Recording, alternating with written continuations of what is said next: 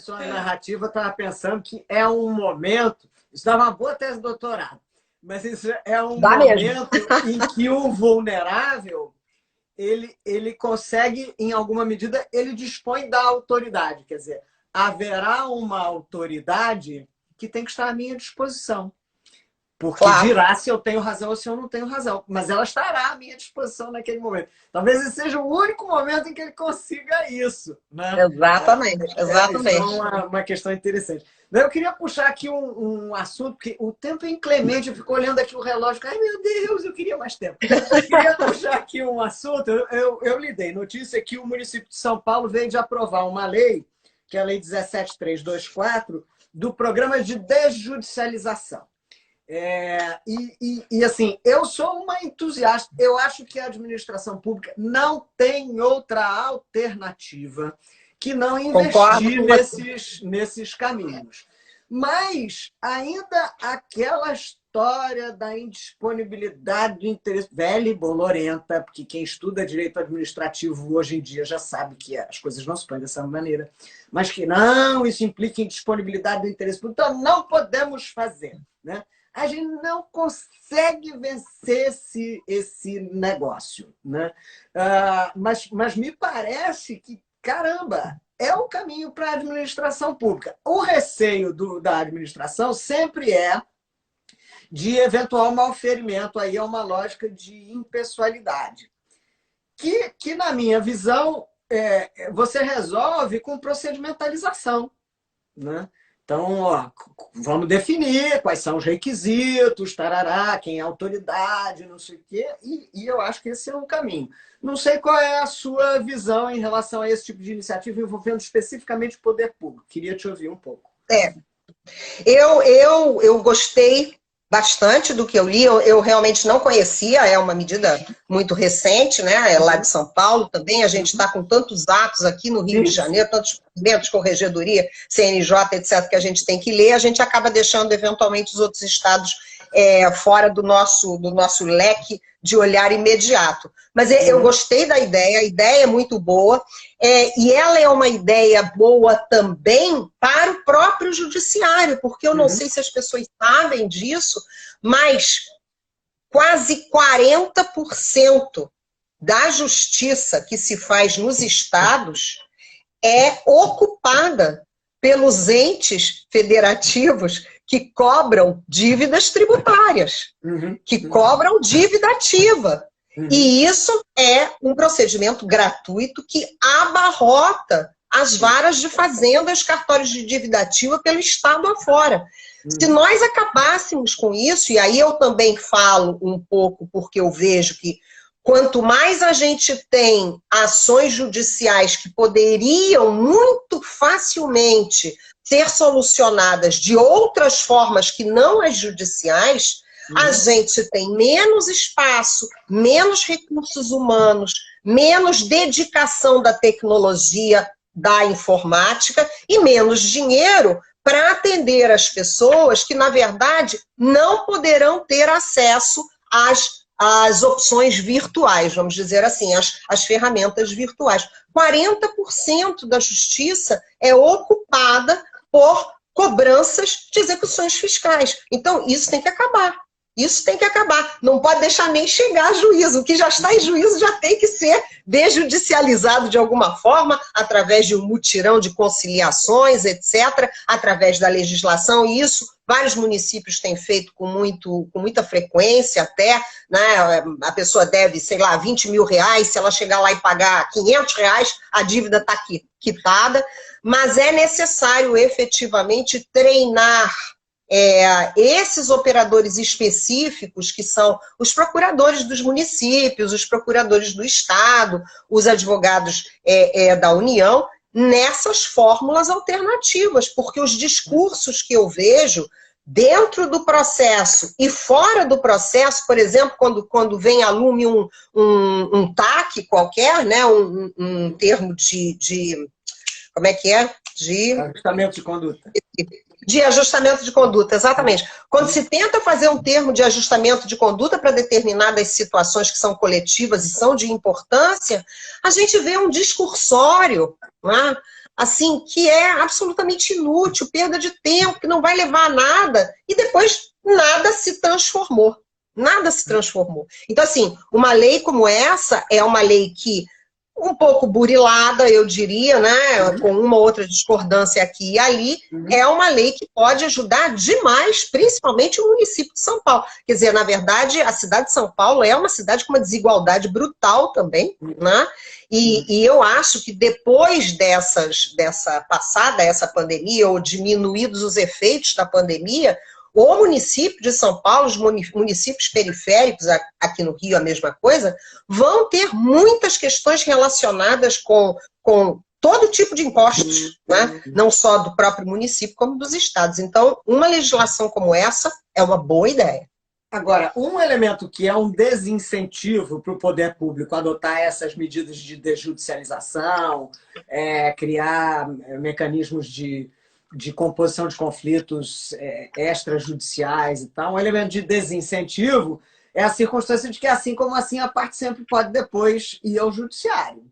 Aí isso acaba de, vou fazer toda uma mobilização, criar uma estrutura, gastar tempo, gastar dinheiro, gastar não sei o quê, faço lá o acordo, seja o que for, daqui a 3, 4 meses o sujeito ingressa com a demanda do mesmo jeito, então vamos embora, vamos pro pau, né? Então, doutora Vanice, deixa eu fazer um contraponto aí, que é muito interessante. Veio doutora Vanice. É porque é bom porque o juiz, como ele está acostumado a ouvir ambas as partes, né? A gente, em alguns momentos, pode fazer o advogado do diabo. Na verdade, assim, da mesma forma que o advogado público, né? O advogado do ente público não confia na parte, a parte também não confia no advogado público, entendeu? Então, assim, eu vou fazer o acordo, depois eles não vão me pagar. Eu vou fazer o acordo, depois no ano que vem vai vir o mesmo erro de novo. E muitas vezes a gente vê isso, por exemplo, nas questões de IPTU, né? A gente acabou de julgar uma questão, aí a parte, às vezes, o advogado, às vezes, não sabendo, atravessa uma petição e diz, olha, mudou o ano, eles não cumpriram, eles cumpriram a tutela de urgência para o ano passado, mudaram o valor venal, mas o novo carnê veio com o valor venal antigo, acrescido da correção anual. Então, assim, existem desconfianças de ambas as partes, mas aí tem que ter também um pouquinho de confiança no próprio judiciário, porque o judiciário se sensibiliza muito, e eu já disse, a primeira coisa com a qual ele se sensibiliza é a prova. Mas a segunda coisa que faz o juiz ficar sensível às alegações daquela parte, seja ela pessoa física ou jurídica privada, ou seja, pessoa jurídica pública, é a boa-fé. É a boa-fé e a verdade naquilo que foi tentado fazer. Então, se o município está apresentando uma proposta, e eu tenho recebido assim, algumas visitas de procuradoras do município, também muito de defensor público, né? Que vão ao meu gabinete e dizem, olha, nós estamos fazendo uma política pública, nós estamos construindo uma questão, por exemplo, de educação, nós estamos com o Estado elaborando todo um andamento do que é a escola de ensino fundamental, o que é a escola de ensino médio, quantas vagas tem que ter, isso é um exemplo só recente do que aconteceu, né? E quando a gente vê isso, a gente fala, puxa, o município está trabalhando, o Estado está trabalhando. Então, se você abriu a possibilidade de um acordo, se você fez um acordo dentro de uma série de acordos que foram fechados e foram pagos, e depois uma parte vem e diz assim, me arrependi. Não, mas olha, eu tenho aquele direito. Então, não é tão simples assim, porque os juízes, eles também não são tolos, né? Mas essa questão da boa-fé, essa questão para construir consensos com boa-fé é uma questão muito interessante e que deve ser levada em conta pelos advogados públicos. Eu tenho insistido muito, amanhã até vou falar na minha universidade para o pessoal da graduação, eu tenho insistido muito, eu acho que o direito administrativo e a administração pública estão num turning point. A boa e velha frase de que a crise pode ser oportunidade se aplica plenamente, né? Acho que a administração perde muito por, habitualmente, não declinar as suas razões. Que existem, e muitas vezes são muito justas, mas ela tem medo de declinar. né? Um exemplo que eu dou com muita frequência, e neste momento está acontecendo muito, é que a administração está decidindo com conhecimento parcial. Alguém tem dúvida disso? Claro que não. É conhecimento parcial mesmo. Quem tem conhecimento total sobre a pandemia? Ninguém, né? Então, assim, eu até tenho dito, esse é o momento para a administração aprender a dizer, olha, com os dados que eu tenho hoje, a solução possível é esta. Né? E eu acho que isso tem um papel importante de construir essa boa-fé que você se referia. Né? Com certeza. Né? A administração diz, ó, esse era o quadro que eu tinha, essas eram as informações que eu tinha, essas eram alternativas possíveis, e eu tomei essa decisão. Né? Claro. Inclusive, a legislação de mediação, né, essa lei 13.140 de 2015, eu gosto muito quando começa com os princípios, né?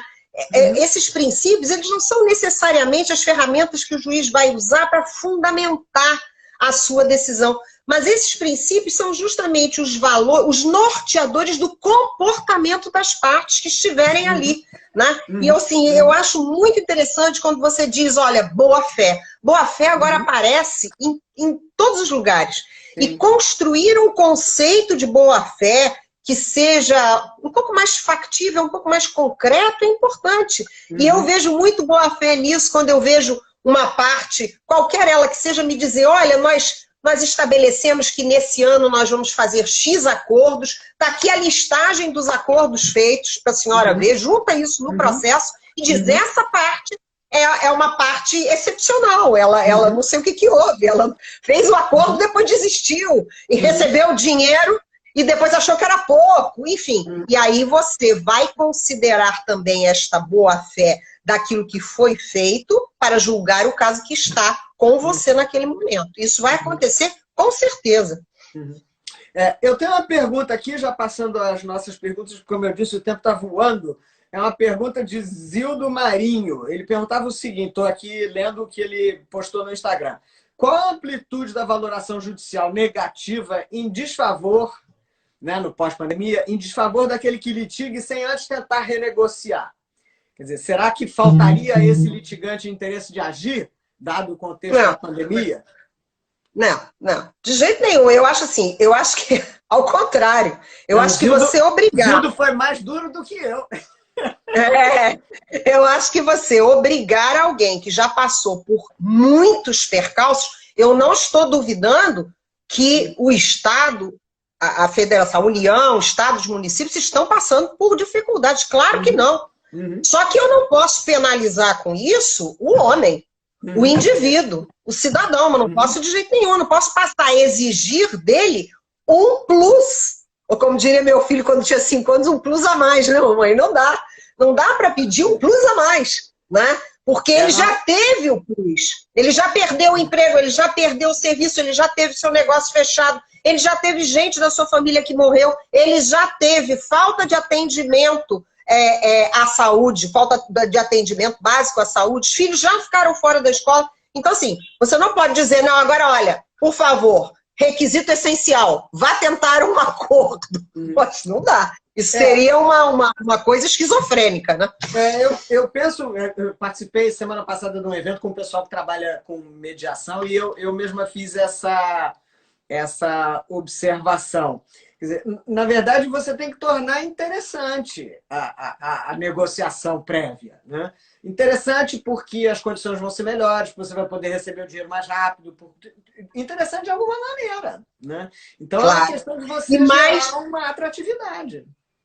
E mais do que isso, você, ente público, tem que saber reabrir a negociação da conciliação em todos os momentos do processo.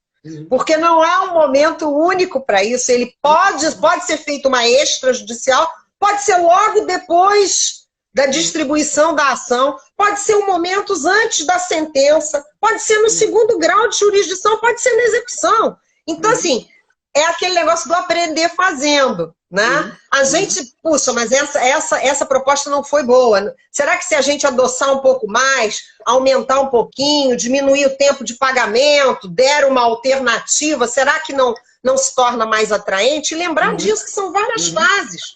A conciliação, a possibilidade de um acordo, ele não se esgota. Ao contrário, se me pedirem no segundo grau, doutora, faz uma audiência de conciliação, eu na mesma hora faço. Eu tenho encaminhado alguns processos para mediação, mas assim, eu encontro muitas resistências da parte. Então, seria o momento das partes, então, pedirem, olha, vamos reabrir a mesa de conciliação, porque vai demorar na medida em que as demandas vão aumentar. Não? Bom, enfim, como eu disse, infelizmente o tempo voou. Infelizmente não, felizmente, porque a conversa estava muito boa. Mas eu tenho que encerrar, porque senão eu não consigo salvar a nossa live. Então eu queria lhe passar a palavra para suas considerações finais, despedir, e depois eu faço meus agradecimentos.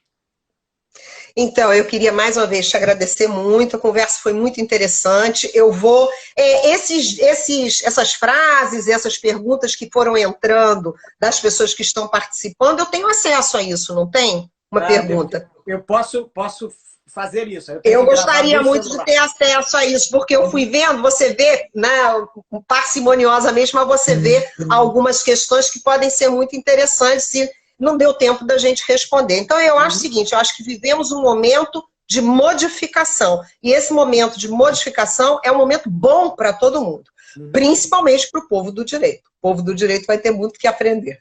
Obrigado, Vanice, me convide outras vezes que virei com prazer. Maravilha, foi um prazer. Eu queria agradecer muito sua aceitação para o convite.